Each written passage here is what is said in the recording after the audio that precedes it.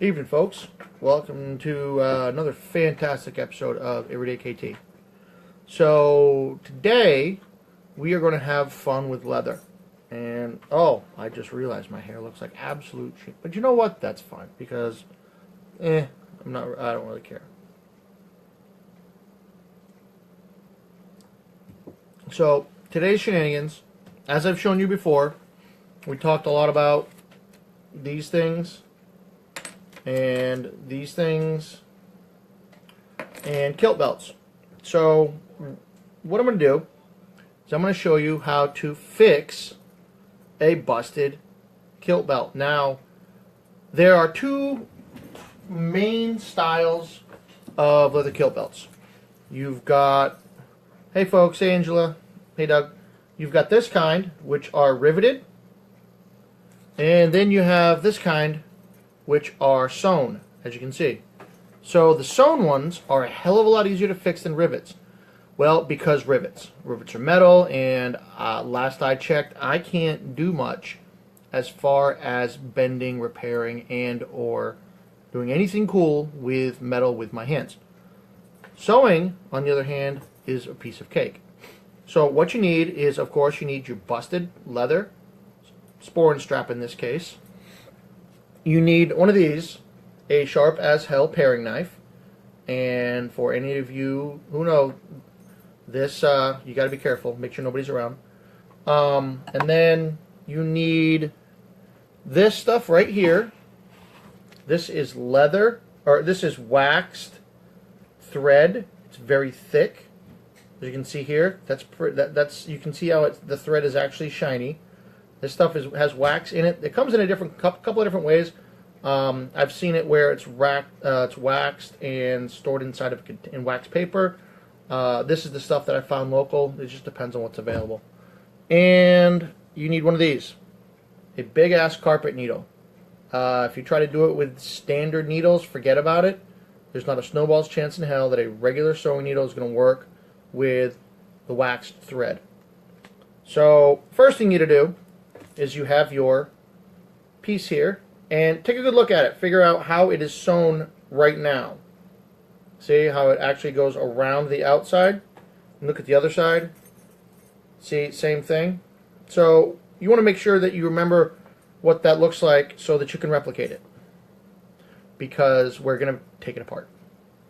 So the first thing you do, and this is the only, is you grab your sharp as hell knife and very, very carefully go between, I'm sorry, I'm sitting here doing it and you can't see. You go between the pieces of leather and you cut the thread. Now the thread that's on there most likely is old, but it's also waxed thread. So one thing you can do, an easy way, because most of them will have holes here and holes here. I don't remember who made this one. This was 10, maybe a little bit older, 10 years ago or more. It wasn't Donnie. It was Oconee Leatherworks, I think. So just carefully try to cut that thread without cutting the leather. And more importantly, without cutting yourself, because that sucks. Boom. Okay, so first one done. You want to get all the old. You want to be careful of this. See what I just did right here? I shaved the leather a little bit. Got to be careful of that, because these paring knives are sharp as hell, and they will do bad things to your hand. So you take all these bits and pieces of thread and you pull them out of there, because those will cause you no end of trouble in the future.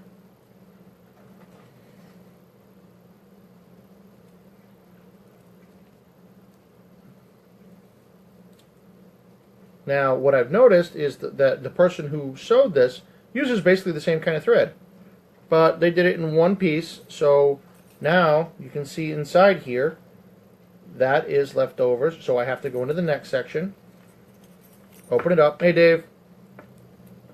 Feels like I'm teaching how to gut a fish or something here.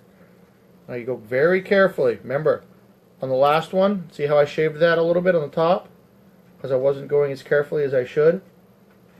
I don't want to do that again, so I have to go really careful.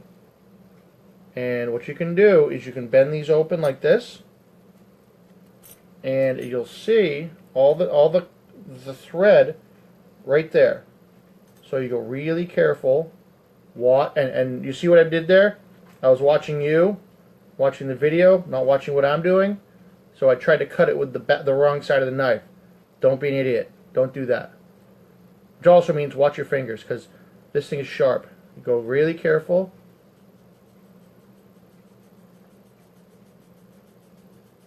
And you want to go through this. Remember, the leather is waxed. So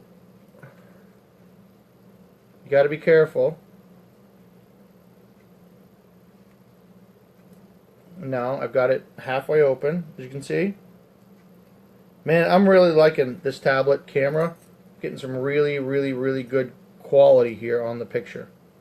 So next, I've got this other one here, and I'm going to try to cut it.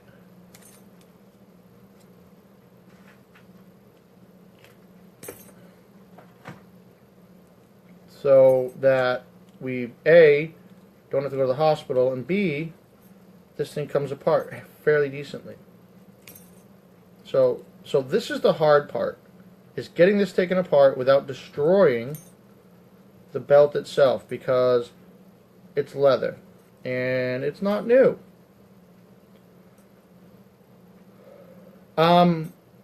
Yes, Kevin, a sewing seam ripper will work, but you got to keep in mind that a sewing seam ripper is designed for standard thread, and this is what I'm dealing with here. Look at this thread. That's no joke. So a seam ripper will work, but it will take significantly longer. But yes, a seam ripper will work. I just don't happen to have one. At least not that I know where it is. So I'm finally getting into, you can see the old knot where they sewed it up the first time. There we go. Alrighty, so got it. Victory at last. It looks like Bob Marley's hair, but that's fine. Take all this junk out. And truth be told, at one point when I was younger, I thought about growing my hair out and having dreads, and then I realized that my hair grows really, really, really slow. And it's pretty thin hair, so no. It would have taken me a month of Sundays to get it. This is probably 4 months of hair. Okay, so this can get put down. So now, as you can see, we have this. This is the piece, and as you can see, those holes have been through hell and back, because this is a very old sporran strap. And you can even see the dents here on the leather where that ring has worn in and actually has deposited some chrome on the leather. The upside is this leather is no joke. It's still pretty awesome, but you can see the differences. Look how thin that is here, and look how thin it is here where my finger is. Look at those differences. Where the bend is. Let's see, I'll use my face for contrast. See if I can get the angle right. There you go. See the difference there? That's massive. That shows you how compressed this piece of leather has been. But it's still very, very strong, and it's very usable. So I could probably get another 10 years out of this, so I'm going to try. So here we have this, the new monster clip. Now, I will have to replace this one at some point. A, so they match, but B, because if you'll notice, right here, see if I can do this. Look at that right there. Look at the wear on that. If you'll notice, I'll give you one that's fresh versus one that's used. See if I can get some. See that? See that for the wear right here? That is from the D-rings on my sporrans. That will wear out. So I'm going to have to replace this one at some point too. Also, there's a lot of travel here. As you'll look on this new one, no travel. And that's actually the point which the old one broke. See here? Right there. That hole, it wore out. And this popped right through it. So, this now goes on here. The beauty, oh sweet, look at, it's so big that I was worried that the curve here was going to cause a problem, but that's so monstrous that it's totally fine. It's barely impacts it at all. So, now I have this on here and that there. Now comes the part that sucks. So I have to sew it now. And first thing I have to do is find my sewing needle. So what I'm going to do first, actually, I'm going to take this. Here's the thread. Take a decent length of it. When using this stuff, be careful, because if you cut too short and you don't have enough, you're screwed. Because tying it, if you try to tie and you wind up with that knot in this, it has this weird bulge and can wear on the leather just a little bit. And it's a little weird. So I always suggest, this is really cheap, so you just put extra.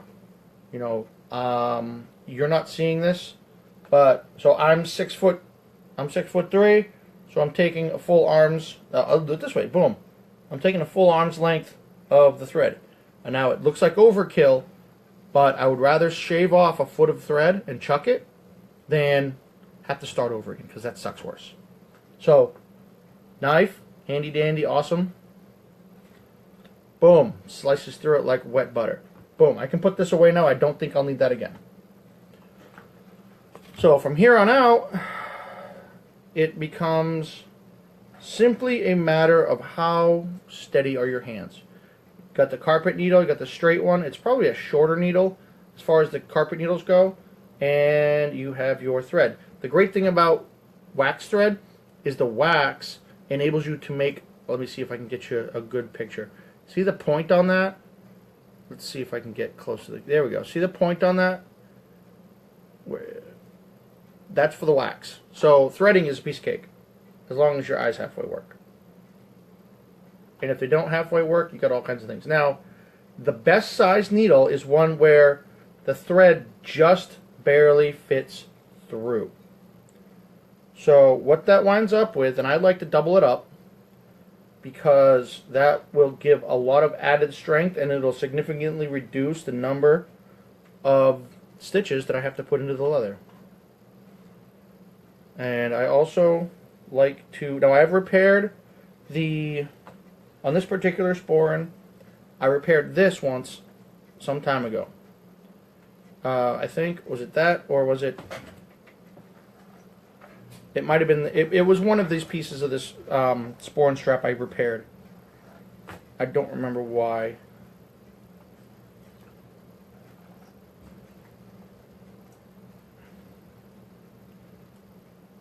But, oh, looks like I have to get it. I'm going to have to get a new one anyway, because you can see there, I just noticed the leather's actually wearing out. So I'll have to either throw another stitch in there or just replace that. Nope, I can cut that off and redo that. So that's the beauty. Caveat here, if you're going to order a sporran strap, order it really, really big. Because you can see, this is the sporran strap that I wear normally.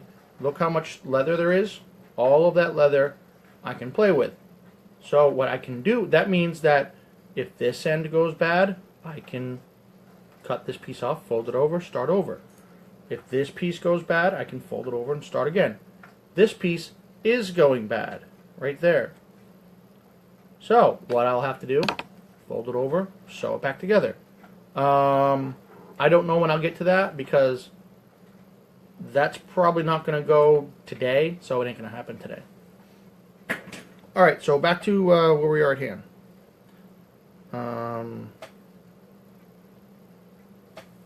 So, okay, got the needle set up right here, sewing here, and, oh, forgot about this.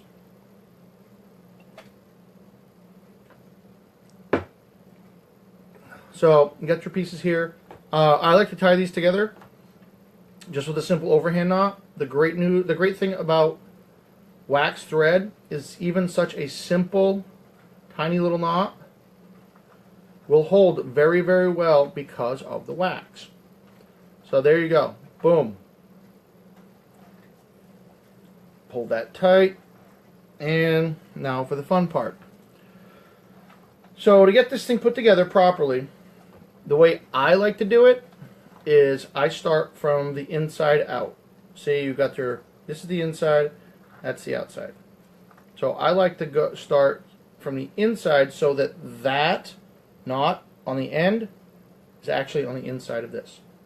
So first one you do is you also start close to the piece of metal that you're working with.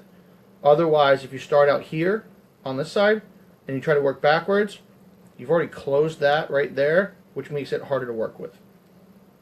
Just need to know, is there enough contrast? Am I holding this thing high enough so you guys can see what's going on here? Just want to make sure. So what you do is you find one of the holes, and I like to do them on this end. So this is going to be my base line, and this is my working end, my working line. So on the base somewhere, find one of the holes, and if it's an older piece of leather, make sure you inspect it. Like, I wouldn't start with this side because it's very thin. Thanks, guys. I'd start with this end here, down here, because you see there's a lot of material right there. And the hole might be a little bit larger, but because there's so much material, there's very little chance of me ripping this by accident.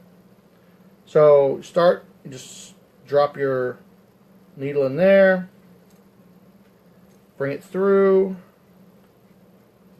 and if you remember correctly, these were all looped on the outside. So I'm actually going to do one thing a little bit different because some of these are really thin. I'm actually going to triple stitch. So instead of just having the loops around the outsides, where it goes around the edge, it's actually going to have a loop in the middle as well to try to give it a little bit more stability, add a little bit more life to this particular piece of the belt. So I've got that. I'm actually going to go, I've got this piece here. Here's the knot. I'm going to go in the knot so that there is at least right here an anchor point. So now comes the fun part, trying to sew it together without dropping things on myself. Lucky me, that's not where my scotch was. So this thing goes on here. Now this is closed. So now come back up through there. And here's the interesting part. You take this knot. Let's see if I can do this. The knot right there, you want to kind of push that over into the middle. And then you pull that. So you got your first thing. You've got the knot in the middle. This is key because if you don't get this right, the knot's going to poke out the side. So I'll open it up. You see the knot is in the middle right there. Then you close it up. Make sure you've got both of these tight. And then you just start looping. Go around up through the bottom and up through the top. Now, because of the way I said I was going to do this, you're going to have fewer strands of thread around each edge, but there's going to be that one. So then you go around the top. See your other hole? Let's see if I can do it using the screen. Nope. Okay. So then you got the other side. You go through that hole, pull through. Now, what that does is now you have basically a figure eight. You have this here. It goes across the middle there, comes out the back there. So you have this. Now you wrap it around. Go back in that same hole. Make sure this loop can be your worst enemy. So you make sure it's always on the edge you want it to be on. And you pull tight. So now you can see there it's got 3 loops. And on the back it's got that one. So now I have to go back into the middle. So it's basically just a simple figure 8. And you go back through the hole and out.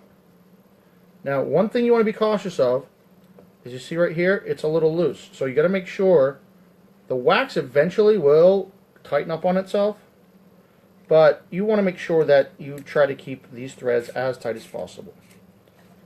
So there you go. There's that end, that will actually hold the way it is fairly nicely. But because I want to make sure that it stays, I'm actually going to drop another loop on the center before I move out to the outside. So I'm not going to put as much stress on these outside, I'm not going to put as much stress on the sides. I'm going to put a lot of that on the center here, on that big piece. So as you can see, got that here, right there. I'm going to drop another line straight through this. Now, for those of you who have done any significant sewing, you might know what a sailor's palm is. If you've done any work on sails or canvas, basically it's a leather palm with a thimble right here. If you do this a lot, it might be beneficial because after you get that first round of stitching in, it's a pain in the ass to get this thing through because that's very thick. So there you go. Pull that tight. And then, so you've got that one loop there. And what you do now is you go in, but you only go in halfway. So you go in this. Oh, awesome, Dave! What boat did you serve on? So this is where the tricky part comes in. So you've got your stitches here, right? You got the hole there and there. You know, in this hole, but you're not going to come out the top. You're going to come out the middle. So you open that up, and you push the needle through the center like that. This hides that transition stitch. Okay.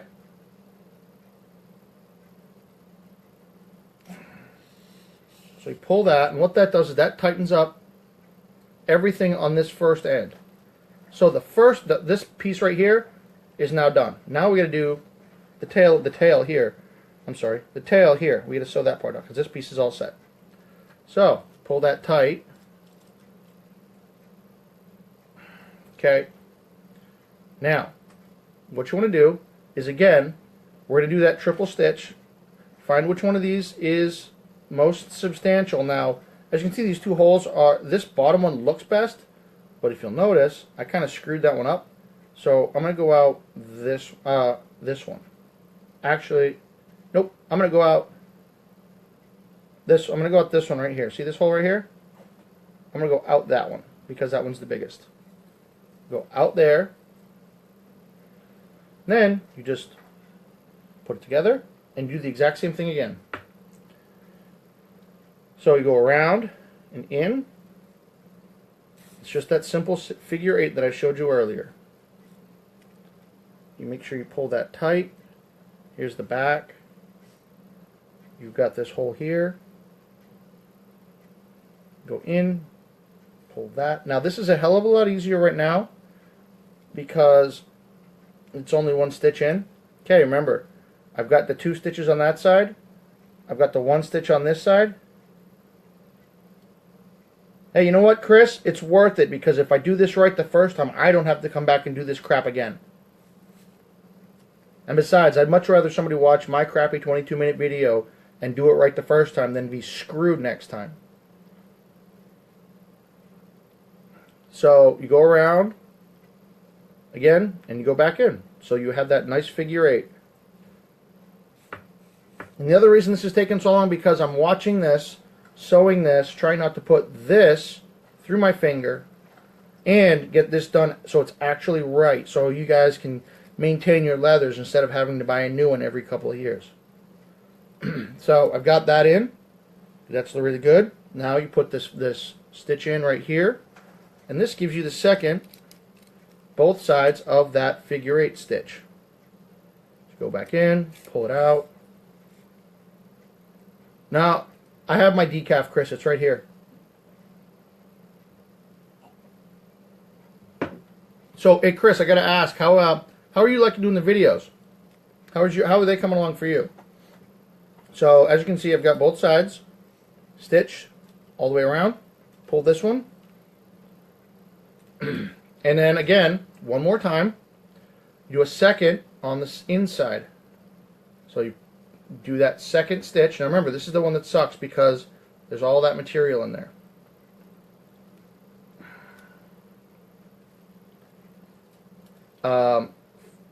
If you're if you get to this point and it becomes a real pain in the ass, you can use a pair of small pliers. Now, Chris, I will tell you this right now. If you only have one ignorant comment in whatever 60, 70 videos, then you're doing pretty damn good. So you pull these tight. Now for the part that sucks worse than the rest of it. I'm trying to figure out how to knot this thing up.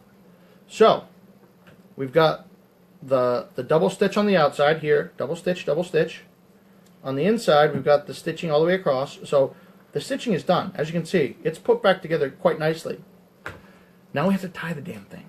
So, what you do is you take your needle and you see this little flap right here. And you see how this is open up in the middle? See if I can get that to show properly. See that? That's where you're working. That sucks. So, what you can do, and this is actually the way, ruin your week. Well, how about this, Chris? Go out there, put on your big boy kilt, and ignore it. Because it's just a comment, somebody else's opinion. Who cares? Everyone has an opinion. Does it really, really, really matter what that person thinks of you? I don't think so. Don't even let it bug you, man. It's not worth it. It ruined your week already, so have a dram, sit back, relax, find something cool to do. Watch me try to sew and not put needles through my fingers. So you go through here. So what I'm going to do is I'm actually going to tie a knot. I'm going to try this. Now, one thing I don't think you've picked up on yet, I've never done this before. So you see in the middle there, remember that thread that we did, that crossed? We're going to use that as our anchor. So pull this really tight, make sure everything's all tight and nice. And I take the needle and you go in, see this right here? You go in that hole, but you want to go up. You want to go up that way. So let's see if I can do this without breaking anything, and voila! See that right there? Boom. That's what you want to do. Just like that. So when you pull this through, most of the way. Now then, figure out what side of the anchor stitch you landed on. If you're above it or below it, it's kind of difficult to see. Alright, there we go. So this is on whatever side that's on. I gotta get a good look at this. Okay, so I'm on that side of that anchor line in the middle. See? So what I do is I go around it. So the anchor line came off on this side. Go in on this side. So it goes like this. You can kind of test it because you do this and you pull through and it should stick. But then you go through this so you create that loop. And then you very carefully pull it all together. So there's two ways to do this. You can either do it all at once, or the way I think would be more beneficial to me is just try it like this.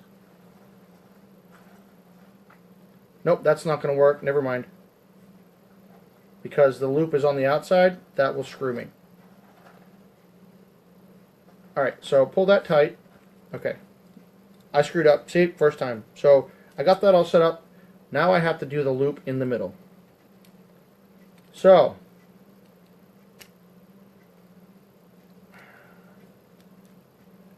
got that open.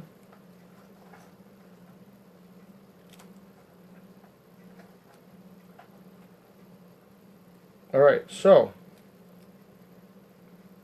this is the loop that I was thinking I had and I didn't have it. So I need to make sure I'm on the right side of the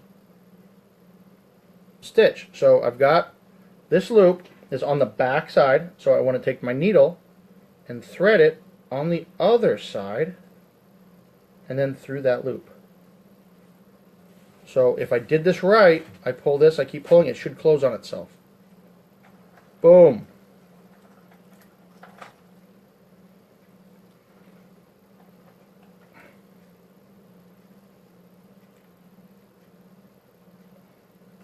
Now, let me see if I can get this to show. I'll work this open. You see right there? That's the knot. So what you want to do is you want to do that again. So you can actually, now that this is looser, a little bit loose, you can go in, pull that thread out, see? Go down, and do the exact same thing. So basically you're doing 2 overhand knots. And you pull that tight.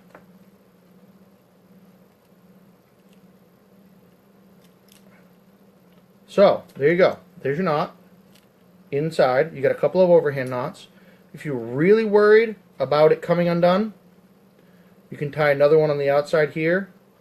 This is more of a, I don't want my sporran to come off while I'm wearing it. Less of a need it because the wax thread holds on itself very, very well. So I just tied an overhand knot in there. And you just push it all the way down. You pull tight. Again, totally overkill. Probably unnecessary.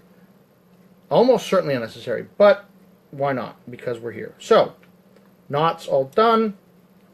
That's tight. And then you look over your work. Make sure you have, see that the stitching there, all the stitching there. You make sure you have all stitching all the way around. And when you're satisfied, okay, I lied, you need this one more time. Make sure your fingers are nowhere near you. And you cut very gently, also kind of close to the knot. Cut the thread. Booyah! And there, my friends. Oh, and then the knot. Let's hang on. I'm sorry. So right now, this is what you look like. You got this right here, and the knot is stuck out. You tuck that knot in, like that, and you press it down. And because it's wax, as it gets malleable and warm, it works a little bit better. So it'll press into the thing. Now, as you can see, we now have a fixed, working clamp, which was 15-20 minutes ago this, which looks like shit. So sometime in the future, I'm going to swap this one out, this old one, for this new one, because as you can see, they look kind of close, but this one is much bigger and it's new. This is old, and as you can see, on its last legs. This one's not. So that's how to fix a sporran strap. Now, tonight we fixed this piece. That same method will work anywhere on your sewn sporran strap. It'll work here. It'll work on this thing right here. Right there. That's all sewn. And here. This will need to be redone because as you can see the leather's ripping a little bit. Because when you grow and shrink and grow and shrink and grow and shrink, leather doesn't grow and shrink as much as people do. So unless you're adjusting it, it's going to change a little bit. So somebody throw up a Kiltology real quick. I want to read one to you guys. So anyway, I've been putting this off for, well, as long as you guys know that it's been busted. And just to show you how busted it was, for those of you who know about chrome, you know that if you're going to chrome a piece of metal, you have to put copper on it too. So this is what a new kilt pin key fob ring looks like, right? It's all shiny and awesome and cool. This is the one that I fixed my sporran with. It looks weird because the chrome's worn off. That's copper, more penny-like. And we'll, all that chrome's gone. So, we're looking at volume 2.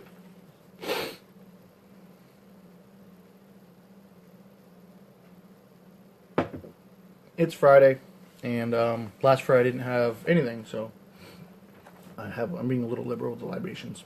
No, it's only my first class and probably my only one. Oh God. Alright, this one's bad. Good, but bad. So, Kiltology number 227. The cool thing is, on the other side, on the other page, is a recipe for Lafroig-based eggnog. It's freaking awesome. That's 228, but that's not the one I'm reading tonight. although it would be nice, but I don't have any left for it. So, Kiltology number 227. This was before I started titling them. Happy Friday to you, Dave. It is well known that a male's dancing prowess is one of the many skills a female would consider when selecting a companion in many species, including our own. We Kilties have a huge advantage here. Instead of the wild, convoluted movements to engage a female, a Kiltie needs simply to move his hips back and forth in rhythmic fashion. This movement will set the Kiltie's sporran swaying in a profoundly suggestive and hypnotic manner, which is unlikely to be ignored by anyone if done correctly. Be warned. Doing so has no, and I repeat, no assurance that any of the attracted females are in fact the ones you were trying to attract. So, to that end, and this begs to have an addition to it, so maybe in Kiltology Volume 2, the second edition, where I actually edit it and make it legitimately good, which probably won't happen. There seems that it's missing several pieces of key information here, but I'll leave that for the next one. So, any of you who have been dancing while kilted and wearing a sporran understand, it does not take a whole hell of a lot of motion to move that thing around. Dave, you are straight away dead on. If you're not careful trying to dance while wearing a sporran, you can hurt yourself significantly. That's why I said subtle movement. It does not take much to make a sporran move around. If you try to get out there and do the Humpty dance in a sporran and a kilt, you're screwed. Forget about it. Subtle. Subtle is key. Subtle is key to everything you do in a kilt because there's nothing subtle about the kilt itself.